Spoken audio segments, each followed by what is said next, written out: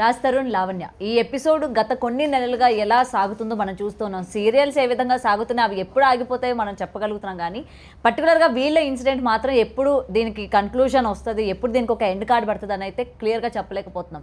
Okay, కొన్ని నెలలు gap తీసుకున్నారు, అంతా సర్దు మణిగింది, లావణ్య కూడా సైలెంట్గా ఉంది అనుకుంటున్న టైంలో నిన్న మళ్ళీ కూడా ఒక రచ్చ తెరపైకి రావడం కూడా జరిగింది. అటు తరుణ్ యొక్క తల్లిదండ్రుల్ని ఇంట్లో నుంచి పంపించేయడం కావచ్చు, ఈరోజు మళ్ళీ తను మాట ఫిరాయించి లేదు నా అత్తమామలతో నేను ఉంటాను, వాళ్ళని నేను ఎందుకు పంపిస్తాను, నా తల్లిదండ్రుల కన్నా ఎక్కువ అని చెప్పడం. మొత్తం ఈ మాటలు మనం ఏ విధంగా తీసుకోవచ్చు అనుకోవచ్చు. అండ్ ముఖ్యంగా వీళ్ళ పేరెంట్స్ని రోడ్డు మీద పడేస్తూ ఉంటే రాజ్ తరుణ్ ఎక్కడికి పోయాడు, రాజ్ తరుణ్ ఎందుకు ఇన్వాల్వ్ అవ్వట్లేదు, ఈ ఇష్యూస్ అన్నిటి గురించి రాజ్ తరుణ్ ఎందుకు ఒక స్టాండ్ తీసుకోవట్లేదు, దీనికి ఎందుకు ఒక ఫుల్ స్టాప్ పెట్టట్లేదు. ఇది నేనంటున్న మాట కాదు, సమాజం ప్రశ్నిస్తున్న పరిస్థితి అనమాట. సో వీటి గురించి మాట్లాడదాం. నిన్న లైవ్లోని శేఖర్ భాష గారు అక్కడే ఉన్నారు. అండ్ ప్రీతి కూడా ఇందులోకి ఇన్వాల్వ్ అయ్యింది. అంటే ప్రీతికి ముందే తెలుసా తన పేరెంట్స్ని బయటికి పంపిస్తారని, తన మొబైల్ కోసం వచ్చానని చెప్పింది. మొత్తం ఈ డ్రామాని మనం ఏ విధంగా చూడొచ్చు అంటారు? సో శేఖర్ గారితోనే మాట్లాడతాం. రైట్ భాష గారు. అమ్మ ఫస్ట్ ఆఫ్ ఆల్ అదొక్కటే క్లియర్ చేసేస్తా, మళ్ళీ మర్చిపోతా. ఏది? ప్రీతి ముందే తెలుసా అనేది. నేను నిన్న మీరుండగానే నాకు ఫోన్ వచ్చింది. ఎక్కడ లేదు, నేను మీకు తెలుసా అనలా, నాకు ప్రీతికి ఎలా తెలుసు? ఎవరికైనా ఇలాగే తెలుస్తుంది. లైవ్ లో చూసి టక్ టక్ టక్ టక్ అని ఫోన్ లో చేస్తాను, ఆంటీ అంకుల్ రోడ్డు పడేశారు, గెంటేశారు అనగానే జస్ట్ ఒక రియాక్షన్. తెలిసిన వాళ్ళందరికీ కూడా, రాజ్ ఫ్రెండ్స్ అందరికి కూడా ఎవరిని అని చెప్పి పరిగెత్తాం కదా.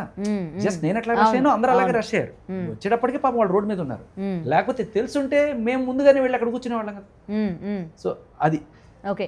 అసలు ఎక్కడ చెడింది అంటారు? ఇప్పటి వరకు కూడా పైన వాళ్ళ తల్లిదండ్రులు, కింద లావణ్య ఉంటున్నారు అని చెప్తూ ఉన్నారు. ఆ అమ్మాయి నచ్చినప్పుడు, ఆ అమ్మాయి వీళ్ళ ఫ్యామిలీ మెంబరే కాదన్నప్పుడు తనని ఎందుకు అక్కడ ఉంచుకున్నారు? ఎందుకు ఈరోజు వాళ్ళ తల్లిదండ్రులు బయటికి పంపించేసింది? ఇది అసలు ఎవరికి అర్థం కావట్లా. ఏం జరుగుతుంది వీళ్ళలోని? వీళ్ళు డ్రామాలు ఆడుతున్నారా, లేకపోతే మనకి ఏ విధంగా అది అర్థమవుతుంది అన్న విషయం పైన. సో ఫస్ట్ ఆఫ్ ఆల్ అత్త మామ కాదు, ఎవడరా నీకు అత్త, ఎవడరా నీకు మామ. సో పిలుపులు ఉన్నాయి కదా అని ఇష్టం వచ్చినట్టు కలిపేయడం కాదు.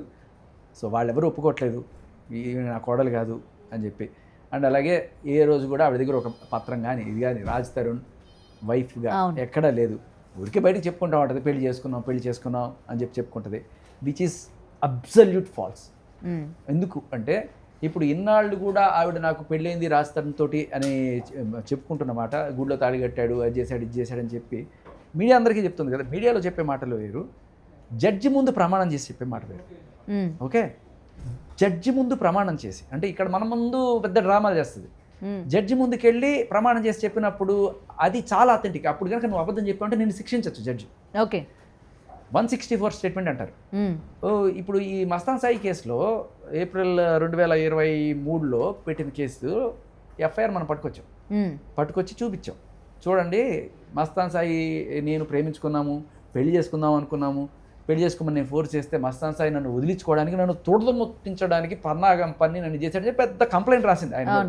అది తీసుకొచ్చి చూపించిన తర్వాత ఇది నా రాతే కాదు, ఇది నా సంతకమే కాదన్న. లేదు, సంతకం పెట్టించారు లేని తర్వాత బలవంతంగా పెట్టించారు, బలవంతంగా కంప్లైంట్ ఇప్పించారు, రాజ్ తరుణ్ చేయించాడు. రాజ్ తరుణ్ ఒకరిని పెట్టాడు. బలవంతంగా చేపిస్తే బలవంతంగా పెట్టే మనిషి ఆవిడ. అదే కదా. సో ఫోన్లేండి, ఇదంతా చేసేసిన తర్వాత ఒక ఎక్కడో ఒక చోట కూర్చొని మాట్లాడుతూ ఈవిడ ఏముంటుంది, ఇవంతా కాదండి, ఎఫ్ఐఆర్లో ఏమున్నంత మాత్రం అదంతా నిజమని నమ్మడానికి లేదు, 164 అని ఒకటి ఉంటుంది మీకు తెలుసా అని ఆ ఇంటర్వ్యూ అడుగుతుంది ఆవిడ. 164 అంటే తెలుసండి, జడ్జి ముందు ప్రమాణం చేసి చెప్తారు కదా, దాంట్లో నేను చెప్పాల్సిందంత చెప్పానండి అంటే. ఓకే, సో దాంట్లో చెప్పారా మీరు ఇట్లా రాజ్ తరుణ్ వైఫ్ మిమ్మల్ని ఇది చేశాడంటే చెప్పానండి అని చెప్పి, మనకి ఎవరికి తెలియదు కదా 164లో ఆవిడ ఏం చెప్పిందో. ఇది ఇంటర్నల్ డాక్యుమెంట్, ఎవరికి ఇది ఉండదు. సో ఆవిడ చెప్పడం, ఆయన ఫోన్లే ఈవిడ చేత బలవంతంగా పెట్టించారని చెప్పి ఎక్కడో జనాలు ఎవరు నమ్మలేదు. బట్ ఈవిడ వాదనది. సరే, ఈవిడ వాదన ప్రకారమే ఈవిడ 164 స్టేట్మెంట్ నేను పట్టుకొచ్చేవాడు. ఓకే, కానీ అది జడ్జి ముందు చేసిన, అది మీ దగ్గరికి ఎలా వచ్చింది ఆ ప్రూఫ్స్ అన్నవి? ఇది ఇప్పుడు మనం తెలుసుకోవాల్సింది మ్యాటర్ తప్ప నేను ఎలా ఓకే, ఇది జడ్జి గారి ముందు ఆవిడ ప్రమాణం చేసింది. కానీ సంతకం నీదే అంటే నేను చూసుకోకుండా పెట్టేశాను. సరే అంటే ఓకే, వేరే వాళ్ళు ఎవరైనా రాశారే అనుకున్నా, ఈవిడ ఏం రాశారో చెప్పకుండానే ఈవిడ తెలుసుకోకుండానే సంతకం పెట్టేశారు. పోనీ అది కూడా పోనీ అనుకుందాం, ఏదో హడావిడిలో ఉంది అనుకున్నాం. బట్ 164లో నేను కరెక్ట్గా చెప్పాల్సింది చెప్పానని అప్పుడు కమిట్ అయింది. ఓకే, 164 స్టేట్మెంట్లో నేను జడ్జి గారి ముందు ప్రమాణం చేసి చెప్పిన దాంట్లో నేను అన్ని నిజాలే చెప్పాలి అక్కడ. సో ఇవాళ మనకు అందరికీ పెళ్ళైంది. ఇక్కడ 164 స్టేట్మెంట్ ఉంది. దీంట్లో నీ పేరేంటి? లావణ్య మన్నేపల్లి. నీ వయసు ఎంత? రెండో ప్రశ్న జడ్జి గారు అడిగినవి ఇవన్నీ. 32 అంటే అప్పుడు 2023లో జూలై నాకు తెలిసి. ఓకే. జూలైలో అప్పుడే ఐ థింక్ ఆవిడకి సాల్గిరి అంటే ఆవిడ బర్త్డే జూలై 6th ఇప్పుడు ఉంది. అది అయిపోయిన నెక్స్ట్ రోజు ఆ 2 రోజుల తర్వాత వెళ్ళి ఈ కంప్లైంట్ పెట్టిన 2 నెలల తర్వాత ఎప్పుడో ఇచ్చింది అనమాట. ఏప్రిల్లో కంప్లైంట్ పెట్టింది, జూలైలో జడ్జి గారి ముందు ప్రమాణం చేసి చెప్పింది. ఓకే. అప్పుడు ఆయన అడిగిన ప్రశ్నల్లో మీ వయసు ఎంత? అప్పట్లో 32, సో ఇప్పుడు 34. ఏం చేస్తుంటారు? మ్యూజిక్ ప్రొడక్షన్ చేస్తుంటారు. ఓకే. మీకు పెళ్ళి అయ్యిందా? భయ్యా ఇది హైలైట్ చేయండి. జడ్జి గారి ముందు ఆవిడకి మీకు పెళ్ళి అయ్యిందా అని అడిగినప్పుడు ఆవిడ చెప్పిన మాట లేదు. తెలుగులో కాకు దీర్ఘమిస్తే కాకి రావతిస్తే క్రాద్రు. ఓకే, అక్కడ లేదని చెప్పింది, పెళ్ళి కాలేదని చెప్పింది. ఓకే. ఒట్టేసి ఒక మాట, ఒట్టేయకుండా ఒక మాట చెప్పకూడదమ్మా. మీడియాలో అందరి ముందు రాజు తాళి కట్టాడు అది. ఎందుకంటే మనం అందరం కూడా గట్టిగా క్వశ్చన్ చేయం కదా. అయ్యో ఆడ కూతురని చెప్పి చాలా మంది చెప్పండి అమ్మా, మీరు చెప్పుకోండి అమ్మా, మీరు ఏదైనా చెప్పండి అమ్మా, అడగమను క్వశ్చన్ అమ్మ. అదే ప్రూఫ్స్ అడిగినా సరే అప్పుడు మేము తీసుకోలేదనో లేవనో ఏదో ఒకటి చెప్తుంది కదా. దాంట్లో మార్చుకున్నాం, పెళ్లి చేసుకున్నాము, వాళ్ళ తల్లిదండ్రుల సమక్షంలోనే జరిగిందన్న విషయాలు కూడా చెప్పింది కదా. మరి అది మీకు మన చెవిలో క్యాబేజీలు క్యాలీఫ్లవర్లు పెట్టడం. మరి జడ్జి గారికి చెప్పింది ఏంటమ్మా? మరి మీడియాలో ఎవరికి పడితే వాళ్ళకి చెప్పిన మాటలు జడ్జి గారు అంతకన్నా చులకనా నీకు? జడ్జి గారు కాదు కదా. ఓకే. అది ఒక పవిత్రమైన ఇన్స్టిట్యూట్. దీంట్లో నిన్ను ఎవరు ఫోర్స్ చేయరు. తీసుకెళ్ళి అక్కడ ఆయన ఈవిడ బిల్లింగ్తోనే వెళ్ళాలి అక్కడికి. ఈవిడ ఇచ్చిన స్టేట్మెంట్ ఇది. నేను ఎవ్వరు ఆవిడ కాదనలేని ఒక నిజం. ఆవిడ కాదంటే ఆవిడ శిక్షార్హురాలు, అబద్ధం చెప్పింది అనేదానికి. సో ఈ రకంగా ఆవిడ పెళ్ళి కాలేదు, ఆవిడ అత్తామామ వాళ్ళు కాదు, రాజ్ తరుణ్ ఆయన మొగుడు కాదు. ఇక ఈ పోరాటం అంతా దేనికి? పెళ్లి కాలేదు, మస్తాన్ సాయి నన్ను పెళ్లి చేసుకుందాం అని చెప్పి అనుకున్నాము అనేది చాలా క్లియర్ కట్గా ఈ కంప్లైంట్లో మనకు అర్థమవుతుంది. పెళ్లి చేసుకుందాం అనుకున్నారు. ఎస్. ఏం జరిగింది జడ్జి గారు అడుగుతున్నారు. అడిగినప్పుడు ఆవిడ చెప్పడం అనమాట. డైలాగ్ టు డైలాగ్ ఉంటుంది ఇక్కడ. 8 నెలల నుంచి జరుగుతుందండి ఇది. Last incident, Mastan try to kill me. Starting డేస్లో చాలా ఫ్లట్టీగా మాట్లాడేవాడు. నీలాంటి అమ్మాయి కావాలి నాకు హౌస్ వైఫ్గా అనేవాడు. నన్ను చూసుకునే అమ్మాయి, నా కోసం కుక్ చేసే అమ్మాయి, లాంగ్ రిలేషన్షిప్, పెళ్ళి అని ఉద్దేశించి మాట్లాడేవాడు. మరి నీకు పెళ్ళి అని ఉద్దేశించి మాట్లాడేవాడు అని నువ్వే చెప్పినప్పుడు నీకు ఆల్రెడీ పెళ్ళయి ఉంటే అతనితో దూరంగా ఉండాలి కదా నువ్వు. రైట్ కదా. అవును. అయినా అంటే నీకు పెళ్ళి కాలేదు, నువ్వు పెళ్ళి కాలేదని మానసికంగా కూడా ఫీల్ అవుతున్నావు కాబట్టే నువ్వు అతనితో కంటిన్యూ చేసావు. తర్వాత ఏమైంది? 1 month అలా జర్నీ చేసావు. మరి ఆయన పెళ్ళి ఉద్దేశించి మాట్లాడిన తర్వాత కూడా నువ్వు 1 month ఆయనతో జర్నీ చేసావు. అలా జర్నీ చేస్తున్నప్పుడు ఆయన ఎక్స్ వైఫ్ గురించి చెప్పుకుంటూ వచ్చాడు. నా వైఫ్తో నేను ఇప్పుడు సపరేట్గా ఉంటున్నాను, మూవ్ అయిపోయాను, నా కొడుకుని మా పేరెంట్స్కి చూసుకునేవాళ్ళు, వారసుడు కాబట్టి బాబుతో నీకు లైఫ్లో ఇబ్బంది ఉండదు, ఓకే రాదు కదా అని అంటే మనస్ఫూర్తిగా అంగీకరించాను, సంతకం చేసింది. ఇది జడ్జి గారి ముందు చెప్పిన మాట. మనస్ఫూర్తిగా అంగీకరించాను. ఓకే. ఇందాక కాదు, ఇప్పుడు అవును. సో ఎలా అంగీకరిస్తావమ్మా? నీకు పెళ్ళయింది కదా నువ్వు చెప్తున్నట్టుగా. రాజ్ తరుణ్ తోటి ఎప్పుడో పెళ్ళైన నువ్వు ఎలా అంగీకరిస్తావు మస్తాన్ సాయితో పెళ్ళికి? ఎలా? హౌ? కైసే? సో ఇక్కడ ఎంత ఫ్రాడ్ చేస్తుంది ఈ అమ్మాయి అనేది మనకి చాలా క్లియర్ కట్గా అర్థమవుతుంది. ఈ ఫ్రాడ్ చేస్తూ ఇప్పుడు ఆవిడ అత్తమామలు అంటది, నా మొగుడు అంటది, నేను దగ్గరుండి చేపించానంటది. ఇక రాజ్ తరుణ్ హీరో ఈవిడే చేసిందంట. అసలు అవును, ఆ ఇల్లంతా పాపం ఈవిడే సంపాదించిందంట. ఈవిడే పాపం అదే సినిమా చూపిస్తా మామాను, తర్వాత ఉయ్యాల జంపాలా అన్ని ఈవిడే కష్టపడి చేసి ఈవిడే డబ్బులు సంపాదించింది. రాజ్ తరుణ్ ఈవిడ బయటకు అసలు వెళ్ళొద్దు, నువ్వు బయట ఏ పని చేయొద్దు అన్నాడంట. పాపం గోవాలోనే తిరిగని చెప్పాడట. లేకపోతే సో ఈవిడేమో ఏ పని లేదు అని చెప్పింది కదా. నేను మ్యూజిక్ ప్రొడక్షన్ అనే పని రాసింది కదా జడ్జి గారి దగ్గర. మరి ఏ పని లేదు అని ఇప్పుడు ఎందుకు చెప్తుంది? అసలు విషయం ఏంటంటే, మీరు నెటిజన్స్ అందరూ తెలుసుకోవాల్సిన విషయం ఏంటంటే, ఈవిడ కూడా రాజ్ తరుణ్ కన్నా పెద్ద వయసు ఉన్న ఆవిడ. బేసికల్లీ ఆవిడ రాజ్ తరుణ్ కన్నా ముందే ఇండస్ట్రీలో చేపలు పడుతుంది. అంటే అవకాశాల కోసం ట్రై చేస్తుంది, చిన్న చిన్న షార్ట్ ఫిల్మ్స్ చేసుకుంటూ ఉంది. ఆ చింటూ అనే వ్యక్తితో, మీరు ఆ మంచం కొళ్ళ చప్పుడు వినే ఉంటారు, ఆ చింటూ అనే వ్యక్తితో ఈవిడ ఏదో దేవదాసు అనేదో ఒక ఇది కూడా చేసింది. అదే చింటూ అనే వ్యక్తి ఈవిడ కలిసి అదే ఎఫ్ఐఆర్లో ఉంటారు. ఇవి రెడ్ హ్యాండెడ్గా డ్రగ్స్లో దొరికిపోయింది కదా ఈవిడ. అప్పుడు ఈవిడ దొరికి నీకు ఎవరు ఇచ్చారమంటే నాకు చింటూ ఇచ్చాడని చెప్పి వాడిని కూడా ఇరికిస్తే పాప వాడిని కూడా ఏవన్ చేశారు దాంట్లో. అంటే జైల్లో ఒక్కదాన్ని ఉంటే బోర్ కొడుతుంది, పాపం కంపెనీ ఉంటుందని ఆయన కూడా అదే సెల్ వేస్తారు అనుకుందో ఏమో. కానీ ఎందుకు సార్ ఇదంతా, ఎందుకు మొత్తం ఇంత డ్రామా ఆడాల్సిన అవసరం ఏముంది? ఇల్లు చెయ్యండి చేశారు అని మీరు కేవలం ఇప్పుడున్న ఇల్లు కోసం. ఆవిడ 12 కోట్లు అని చెప్తుంది ఆ ఇల్లు. మరి మనం ఎన్ని కష్టాలు పడితే వస్తాయమ్మా 12 కోట్లు? అలా ఒక అబద్ధం చెప్తే వచ్చేస్తుంది కదా ఇక్కడ. ఎంత దారుణమైన అబద్ధం! మనస్ఫూర్తిగా అంగీకరించాను. ఎట్లా అంగీకరిస్తావు నువ్వు? ఒక మనిషి వివాహిత, ఒక రాజ్ తరుణ్ భార్య అయితే మస్తాన్ సాయిని ప్రపోజ్ చేస్తే ఎలా అంగీకరిస్తావు? ఇవాళ మరి మస్తాన్ సాయిని కూడా అలాగే కదా పంపించారు వాడిని కూడా. అది ఏంటి? సో తర్వాత కూడా ఇలాంటి టైంలో మస్తాన్ ఫోన్కి మెసేజెస్ వచ్చాయి. సరే, ఇంకా తర్వాత ఏదో చెప్పుకుంది, ఆయనకి మెసేజెస్ వచ్చాయి, వేరే అమ్మాయిలతో ఆయనకి రిలేషన్స్ ఉన్నాయి, అది ఇది, ఇంక ఇది వర్కౌట్ కాదు అనుకున్నాను, ఇంకా తన దూరంగా ఉన్నాను, తర్వాత అతను నన్ను బెదిరించాడు. Whatever is immaterial to our case. ఇది మస్తాన్ సాయికి ఆవిడికి మధ్య ఉన్న కొట్లాట ఏదో దానికి మిగతాది. బట్ ఇక్కడ చాలా క్లియర్ కట్గా ఎస్టాబ్లిష్ అవుతుంది ఏంటంటే ఈవిడ అంగీకరించింది. నువ్వు ఒక పెళ్ళైన మహిళ, నువ్వు ఇంకొకరిని మొగుడుగా ఎలాగ అంగీకరిస్తావు? తర్వాత మస్తాన్ మోసం కూడా చేసేట ఈవిడికి వేరే అమ్మాయిలతో మాట్లాడేవాట మస్తాను.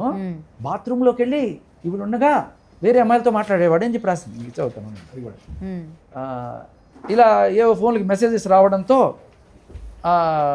ఏంటి నన్ను వదిలేసావా, కొత్త అమ్మాయిలతో తిరుగుతావా అని చెప్పి నేను గట్టిగా నిలదీస్తే తప్పు అయ్యింది, ఇక రిపీట్ చేయను అని, నా ముందు ఫ్యూచర్లో రిపీట్ చేయను అన్నాడు. ఫ్రీక్వెంట్గా మాట్లాడుతున్నాడు ఆ అమ్మాయితో. ఇంకా రకరకాల వీడియో కాల్స్ చేసుకుంటూ చాలా చండాలం చేసేవాడు.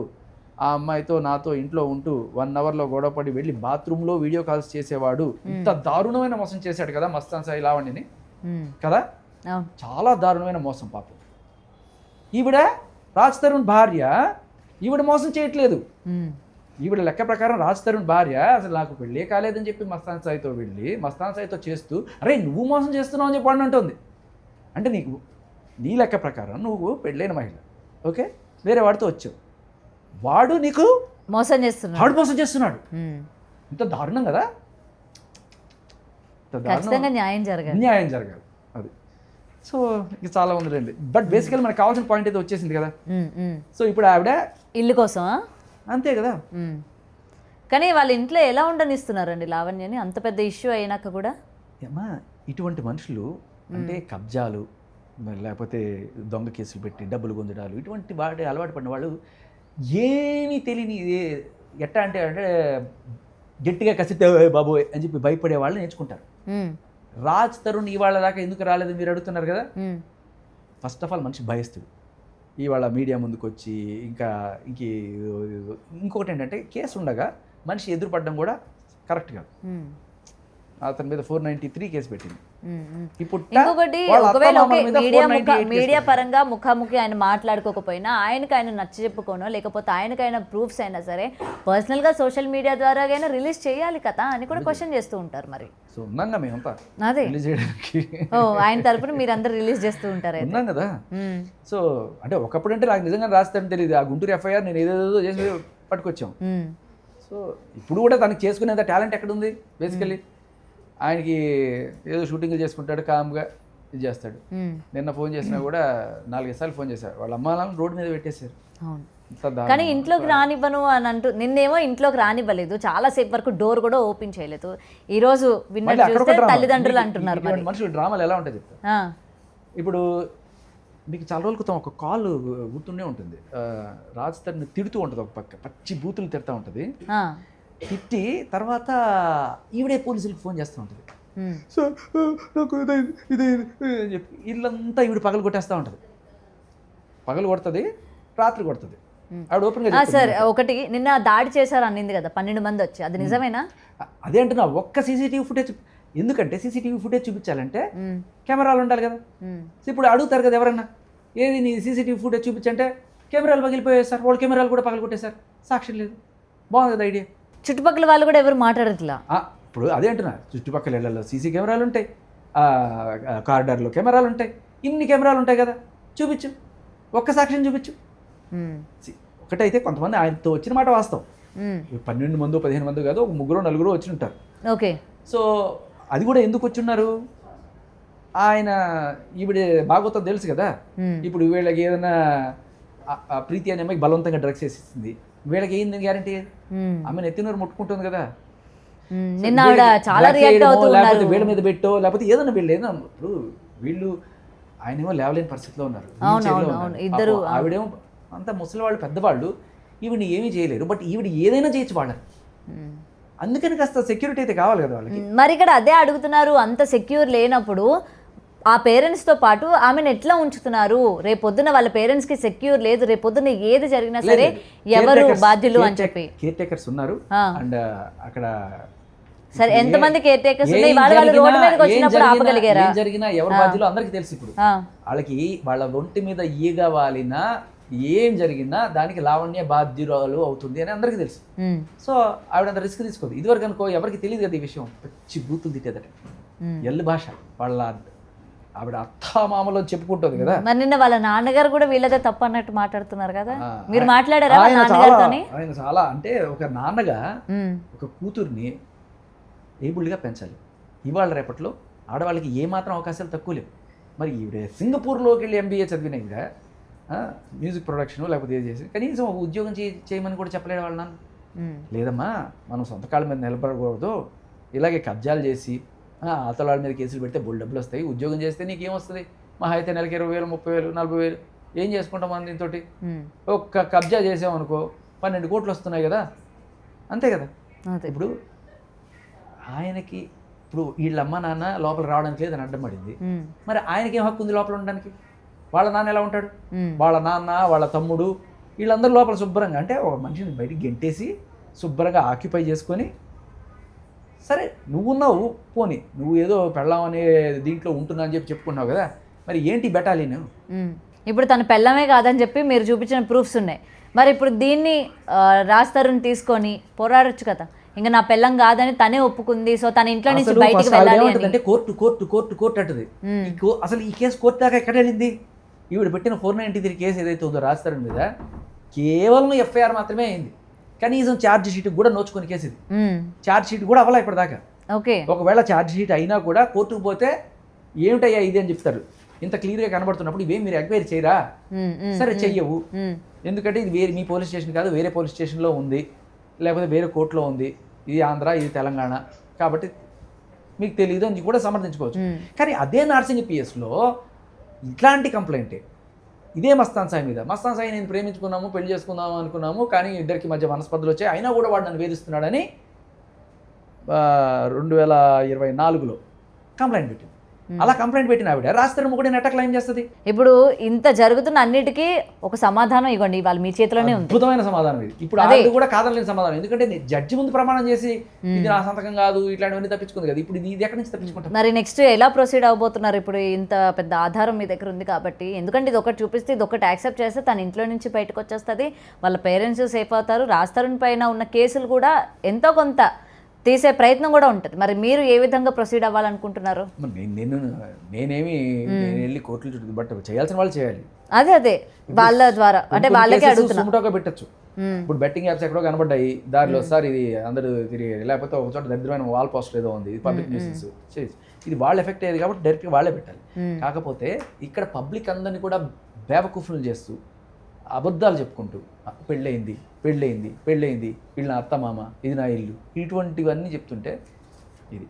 ఇకపోతే ఈవిడ ఎప్పుడో 70 లక్షలు ఇచ్చిందంట, నా బ్యాంక్ ట్రాన్సాక్షన్స్ ఉన్నాయండి చూపించండి. ఇప్పటి వరకు జరిగిన దానికి ఏ ప్రూఫ్స్ లేవు బయట. అదే ఇప్పుడు మనం చూపిస్తున్నాం, క్లియర్ కట్గా చూపిస్తున్నాం, ఇది కాదని చెప్పమన్నాడు. అటు డిపార్ట్మెంట్ కూడా యాక్షన్ తీసుకోకపోవడానికి రీజన్స్ ఏమై ఉండొచ్చు అంటారు? మనకి అందరికీ చూసాం, కొన్ని ఎఫ్ఐఆర్లు, కొంతమంది ఆఫీసర్లు ట్రాన్స్ఫర్లు అయిపోవడాలు. మరి ఇప్పటికైనా అన్నిటికంటే ఇంకొకటి ఏంటంటే యాక్షన్ తీసుకోవాలంటే సరైన కంప్లైంట్ ఉండాలి. ఇప్పుడు వీళ్ళు వెళ్ళి కంప్లైంట్ పెట్టాలి, ఇట్లా మా ఇంట్లో అక్రమంగా ఉంటుంది ఆవిడని వెకేట్ చేయించండి అని చెప్పి పెట్టాలి. ఇక్కడ పేరెంట్స్ కూడా పెట్టాలి కదా సార్, వాళ్ళు కూడా ఇది ఇవన్నీ పెళ్లి తెలిసిన జరిగిందా వాళ్ళైతే- లేదా నిజ నిజాలు నిరూపితం అయిన తర్వాత అప్పుడు అమ్మాయి ఉండాలా లేదా అన్నది తగిన చర్యలు తీసుకుంటాము. అప్పటి వరకైనా అమ్మాయి పైన ఇలా వేరే వాళ్ళు వచ్చి ఉంటున్నారని ఒక కేసు పెట్టడం కానీ, ఇక్కడ అందరికీ కూడా కోపం వస్తుంది. మెయిన్ ఇదే, ఇటు రాస్తారు మీద కూడా కోపం వస్తుంది దీనికే. ఎందుకు ఏంటి ఒకరిని ఇంట్లో ఉన్నప్పుడు బలమైన ఆధారాలు చూపించినప్పుడు నువ్వు చూపించట్లేదు, ఆ అమ్మాయి చూపించట్లేదు, చూపించినప్పుడు ఇది ఎందుకు ఇలా కొనసాగుతుంది, జనాల్ని ఎందుకు ఇలా మబ్బి పెడుతున్నారు అని చెప్పి. ఇంకొకటి ఏంటంటే ఈ డ్రగ్స్ కేసులో ఈవిడ రెడ్ హ్యాండెడ్గా పట్టుబడి 45 రోజులు చెంచలగూడ జైల్లో ఉన్నాయి, తిరిగి మళ్ళీ వచ్చేస్తున్న టైంలో ఇప్పుడు కనుక మనం ఇక్కడ ఉంటే వాళ్ళ అమ్మ నాన్న కానీ లేకపోతే రాస్తారని కానీ అక్కడ కనుక ఉంటే ఈ డ్రగ్స్ పెంట మనకు కూడా అంటగడతారు. మీడియా వాళ్ళు ఇదిగో ఒక తోక అంటే ఎదిగో పులి అని చెప్పి అన్నట్టుగా మనం కూడా మనందరం కలిసి డ్రగ్స్ చేస్తున్నట్టు ఇవాళ ఆవిడ చెప్తుంది, అత్తగారు తాగుతారు, మామగారు తాగుతారు, మేమందరం కలిసి తాగుతాం, ఇక రేపు మేమందరం కలిసి డ్రగ్స్ చేస్తాము, ఇటువంటి కూడా వేసేసింది అనుకో వాళ్ళ మీద. ఇటువంటి పనులు చేస్తుందనే మనకి ఎందుకు ఈ పెంట అంటుకుంటుందని చెప్పి వాళ్ళు వెళ్ళిపోయారు. ఫస్ట్ అక్కడి నుంచి వెళ్ళిపోయి చూడమ్మా నువ్వు నీ బట్టలు గిట్ల ఏమన్నా ఉంటే సామాన్లు తీసుకొని వెళ్ళిపో, ఇక్కడ ఇంకోసారి ఉండొద్దు అని చెప్పారు. కానీ ఆవిడ ఏం చేసింది, ఎలాగైనా సరే ఇల్లు తగ్గించుకోవాలని చెప్పి మొగుడు డ్రామా మొదలెట్టి రాస్తారు నా మొగుడు ఈ ఇల్లుని ఎలా కబ్జా చేస్తానని చెప్పి. కాకపోతే ఏంటి బిగినర్స్ మిస్టేక్స్, అలా చేసేటప్పుడు ఇలాంటి కేసులు ఉండకూడదు. ఇది క్లియర్ కట్ ఎవిడెన్స్, ఇది వేరే వాళ్ళు ఎవరు ఇచ్చిన సాక్ష్యం కదా. ఆవిడ చెప్పిన స్టేట్మెంటే నాకు పెళ్లి కాలేదు, నాకు మస్తాన్ సాయి నేను అంగీకరించాను అని చెప్పి. ఇప్పుడు దీనివల్ల మస్తాన్ సాయికి కూడా ప్లస్ అవుతుంది అనుకోవచ్చా వాళ్ళ పేరెంట్స్ కానీ? వాళ్ళ పేరు నాకు ఎవరో చెప్పారు మొన్న, లావణ్య కూడా చెప్పింది కదా, మీ ఇద్దరం కలిసి డ్రగ్స్ చేసేవాళ్ళం, నేను కలిసి డ్రగ్స్ చేస్తాం అని చెప్పింది. అది నేను రెగ్యులర్గా చేయనండి, అప్పుడప్పుడు చేస్తాను, అకేషనల్గా మేము ఇద్దరం కలిసి పార్టీ చేసుకున్నప్పుడు చేస్తానని చెప్పింది కదా. మన వాళ్ళంతా అసలు డ్రగ్స్ ఎందుకు చేయొద్దంటారమ్మా? మందు తాగినా పర్లేదు, సిగరెట్లు చేసినా పర్లేదు, డ్రగ్స్ ఎందుకు చేయొద్దంటారంటే ఒక్కసారి నువ్వు కనుక దాని జోలికి వెళ్తే అది రిపీటెడ్గా ప్రతిరోజు నీకు ఆ టైంకి కావాలనిపిస్తుంది, పిచ్చోళ్ళు అయిపోతుంటారు. ఇది నేను ఈ రోజు వేసుకుంటాను నేను తర్వాత వేసుకోను అనడానికి నీ చేతిలో ఉండదు, పిచ్చోడు అయిపోతావు దానికోసం. సో అందుకని డ్రగ్స్ జోలికి వెళ్ళొద్దంటారు. ఈవిడ ఏం చెప్తుంది, అప్పుడప్పుడు చేస్తాను. డ్రగ్స్లో ఎవ్వడు కూడా రోజు చేసేవాళ్ళే ఉంటారు తప్ప, ఇది లేకపోతే దొరక్క జుట్టు పీక్కునే వాళ్ళు ఉంటారు తప్ప, నేను మానేశాను, నేను హాయిగా ఉన్నాను అని చెప్పేవాళ్ళని ఎవ్వరిని నమ్మకూడదు. ఎందుకంటే దానికి వాళ్ళ నోటి మాట ఎప్పుడు ప్రూఫ్ కారాదు. రీహాబ్కి వెళ్ళావా, రీహాబ్కి వెళ్ళి నువ్వు సర్టిఫికేట్ తెచ్చుకో, ఉన్నావా? ఇప్పుడు మస్తాన్ సాయిని అక్కడ వాళ్ళ నాన్న వాళ్ళు మేబీ పట్టించుకోవాలని కొంతమంది చెప్తున్నారు. ఆ జైల్లో ఉంటే వాడికి ఎక్కడ డ్రగ్స్ గీజులు దొరకవు, చచ్చినట్టు వీడు దాని నుంచి బయటపడతాడు, వాడికి కనీసం ఆ హ్యాబిట్ అయినా వదులుతానని అనుకుంటున్నారేమో తెలియదు. కానీ అదేదో పాపం వీళ్ళ నాన్నకు కూడా అటువంటి మంచి బుద్ధి ఉండి, ఎవరు లావణ్య వాళ్ళ నాన్నకు కూడా ఈవిని కూడా అలా ఒక 3 నెలలు పంపించుంటే ఈవిడికి కూడా కాస్త డ్రగ్స్ నుంచి బయటపడుతుందేమో. లేదు కనీసం రీహాబ్కి అయినా పంపించాలి కదా. ఇప్పుడు ప్రీతి ఉంది, ఈవిడ బలవంతంగా డ్రగ్స్ అలవాటు చేసింది, ఆవిడ రీహాబ్కి వెళ్ళి వచ్చింది, ఈవిడ వెళ్ళలేదు కదా ఇవాళ దాకా, రీహాబ్కి అయినా పంపించండి. అండ్ నిన్న అక్కడ జరిగిన అంతే ఇష్యూలో కూడా ప్రీతిని అసలు అంటే ఇప్పటి వరకు సైలెంట్గా ఉండి సడన్గా తిని కూడా రియాక్ట్ అవ్వడానికి ఏంటి రీజన్? ఇప్పటి వరకు సైలెంట్గా ఉంది కదా, ఇవాళ తను దేనికోసం ఇంత వైలెంట్ అయింది అని చెప్పి ఇప్పుడు వెళ్ళి నార్సింగ్ పిఎస్లో కేసు పెట్టింది.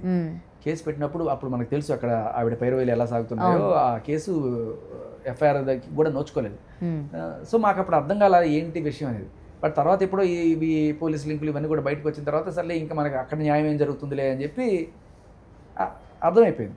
అక్కడికి వెళ్ళినా కూడా న్యాయం జరగదు అని చెప్పి ఇంకా అమ్మాయి వేరే సైబర్ క్రైమ్ పిఎస్లోనే ఏదో వచ్చింది. బట్ దానికి ఈవిడ ఫొటోస్ ఇవన్నీ బయటపెట్టి బేజర్ చేస్తుంది అని చెప్పేదే ఆవిడ ఇచ్చిన కంప్లైంట్. బట్ ఈవిడ ఇలా బలవంతంగా డ్రగ్స్ అలవాటు చేసింది అనే కంప్లైంట్ యాక్చువల్గా ఇంతకన్నా హయ్యర్ పోలీస్ స్టేషన్లో ఆవిడ ఇవ్వాలి. ఎందుకంటే ఆ స్టేషన్లో మాకు న్యాయం జరగదు అని వాళ్ళకి అర్థమైంది. ఎందుకంటే because of Lavanya's links with some police officers.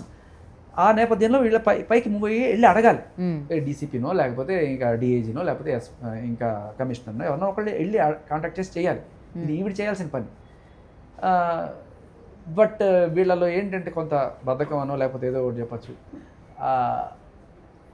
రీసెంట్గా పెళ్ళి కూడా చేసుకుంది. నేను అప్పటికే 2-3 సార్లు చెప్పాను, మీరు ఇలా తాత్సారం చేయకండి అంటే. సరే పెళ్ళయింది, రీసెంట్గా పెళ్ళయింది, ఇంకా జంట హనీమూన్ వాటికి హడావిడిలో ఉన్నారు, లేకపోతే అప్పుడే పెట్టుండాల్సిన కేసు ఇది. ఎందుకంటే అన్నాళ్ళు ప్రూఫ్స్ కూడా లేవు.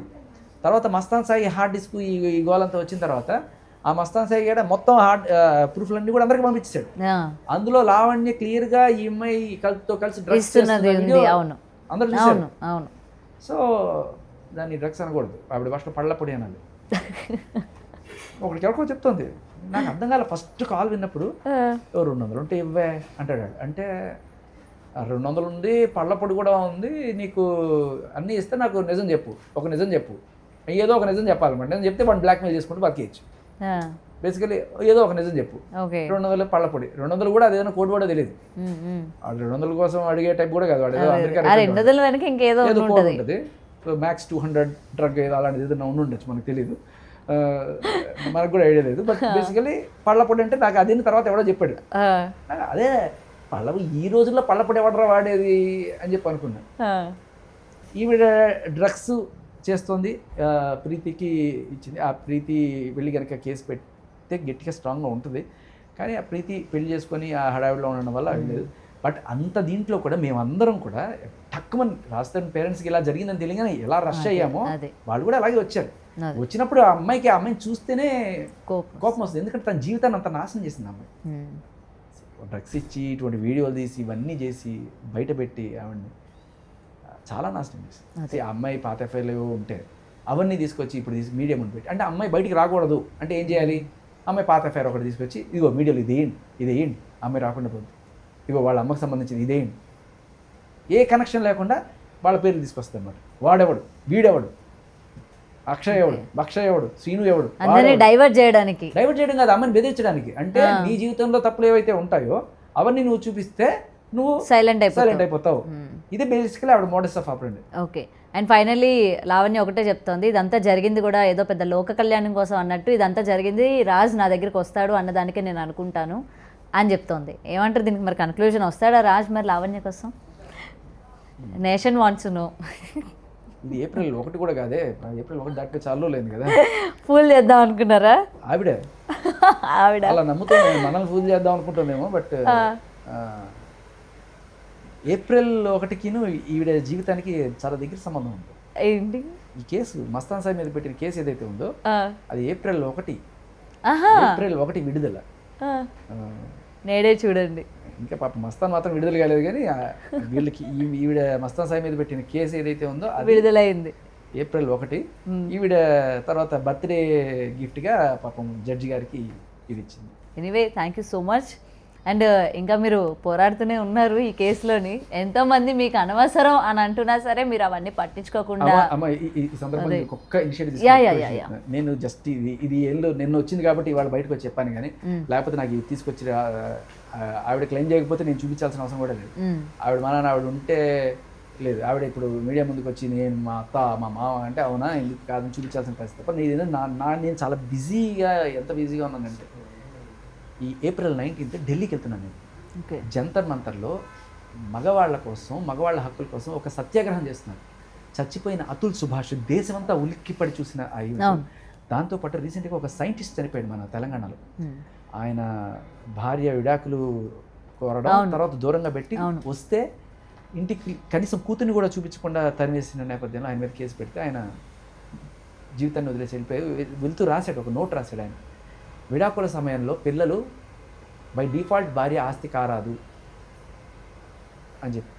ఎందుకంటే తల్లులే పిల్లల్ని చంపేస్తున్న రోజులు ఇవి. 3 పిల్లల్ని చంపేస్తుంది. సో ముందు వెనక చూసుకోకుండా అలా ఇచ్చేయకండి, వాళ్ళ జీవితాలు నాశనం చేయకండి, కోర్టులు కొంచెం ఈ చట్టాల మార్పులు తేవాలని రాశారు. ఇటువంటి వాళ్ళందరి ఇవన్నీ మోసుకొని నేను ఢిల్లీ వెళ్తున్నాను. ఈ ఏప్రిల్ 19 నాతో పాటు ఎవరన్నా సరే రావాలనుకుంటే మీరు రండి ఢిల్లీకి వచ్చి మనందరం కూడా చాలా నుంచి చెప్తున్నా, ఇక్కడ కాదు ఈ చట్టాలు ఇక్కడ మారవు, ఢిల్లీలోనే మారాలి. జంతర్ మంతర్ స్టేడియం దద్దరిల్లిపోతుంది. కనీసం నాకు తెలిసి మా బ్యాచే ఒక అంటే అన్ని రాష్ట్రాల నుంచి ఒక 1000 మంది వస్తున్నారు. ఇంకా ఎంతమంది వస్తారు, భారీ ఎత్తున జరుగుతుంది. సో ఎవరైనా సరే ఇలా మగవాళ్ళకి అన్యాయం జరుగుతుంది అనుకునే వాళ్ళు, చట్టాలు మారాలనుకునే వాళ్ళు, మగాళ్ళ కోసం పురుషుల కమిషన్ రావాలి, హీ టీమ్స్ రావాలి అని కోరుకునే వాళ్ళందరూ కూడా రండి. గట్టిగా వస్తే పని అయిపోతుంది. రైట్. Thank you sir.